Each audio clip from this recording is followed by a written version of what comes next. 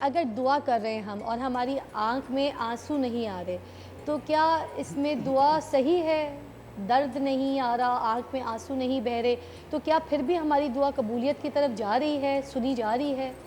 یقیناً دعا سنی جا رہی ہے، مگر دل کی نرمی کے ساتھ جتنا تقویٰ اور طہارت ہوگا اور اللہ کی طرف توجہ ہوگی اور اللہ کا رعب اور جلالت اور قدرت اور اس کی شان جتنی انسان کے دل میں ہوگی، یقیناً اتنا دل نرم ہوگا۔ اور حدیث میں آتا ہے کہ جو بندہ اللہ کے ڈر سے دعا کرتے ہوئے اس کی آنکھ سے مکھی کے سر کے برابر بھی اگر آنسو گر جاتا ہے تو حدیث میں آتا ہے کہ جس طرح بھینس کے تھنوں سے نکالا ہوا دودھ واپس نہیں جا سکتا، اسی طرح جس آنکھ سے ایک قطرہ آنسو کا گر جاتا ہے وہ آنکھ بھی کبھی جہنم کی آگ میں نہیں جائے گی۔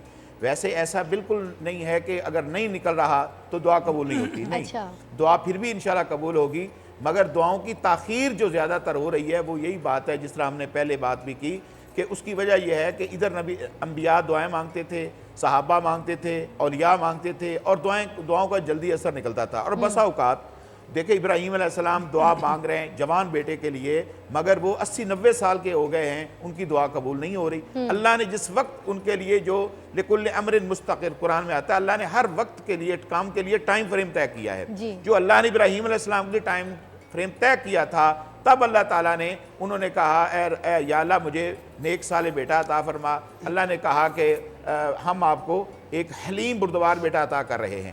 اب یہ نبی ہے اور خلیل اللہ ہے اور اولو العزم پیغمبر ہے، مگر 90 سال تک بے اولاد ہے، کوئی اولاد نہیں ہے۔ اگر پروفیسر بات اگر دیر اور حضرت تاخیر موسیٰ کی علیہ جائے، السلام کی بھی تو دعا جو تھی اپنے دیکھیں قوم کے حق میں 30 سال کے میں بعد آپ قبول کو ہوئی اگر تھی۔ بات بتاؤں کہ دنیا کی سب سے بڑی دعا سب سے لیٹ قبول ہوئی، سیدنا ابراہیم علیہ السلام کی دعا میں سمجھتا ہوں میرے مطالعے میں قرآن مجید کی سب سے بڑی دعا وہ جس کے نتیجے میں رسول کائنات تحفے میں ملے ہیں، ربنا وابعث فیہم رسولا منہم یتلو علیہم آیاتی ویزکیہم ویعلمہم الکتاب۔ 2500 سال کے بعد یہ دعا قبول ہوئی ہے۔ اچھا، تو دعا کے اندر اجلت نہیں ہونی چاہیے۔ آپ نے جیسے کہا کہ دعا والا کیسے کام کیا جائے جس سے دعا قبول، آپ والدین کو دعا کا کہیں نہیں بلکہ ان کے سامنے ایسی ایسی پیاری حرکتیں کریں کہ ان کے دل سے خود ہی دعا نکلے۔ یعنی کہ دعا جو ہے وہ ہر وقت قبول ہوتی ہے۔